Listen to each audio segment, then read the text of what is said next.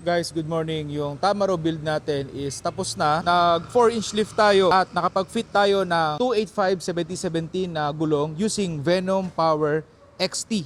T37 na mugs. Nag-Pro Fender suspension tayo para gusto ni client is komportable siya. Ito, marami tayong stock na to guys. Option na step board. Kasi ang Tamaro walang lumabas na step board. So yan guys, marami tayong available at naka-sale to.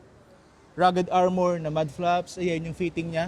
Gusto ni client medyo malapad ng konti. Ito naman sa likod, naglagay din tayo dito guys ng body lift para mag-fit itong 285/7017. So ito, ginagamit ni bossing pangkargahan. Kasi ang sakit ng Tamaraw, yung mga stock na Tamaraw, konting karga lang guys, bumabagsak na. Sumasayad na dito sa mismong apron. So yan, mas marami may kakarga si bossing.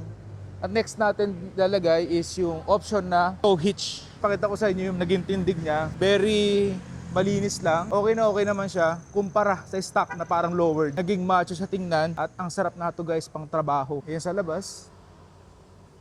So malinis lang din siya.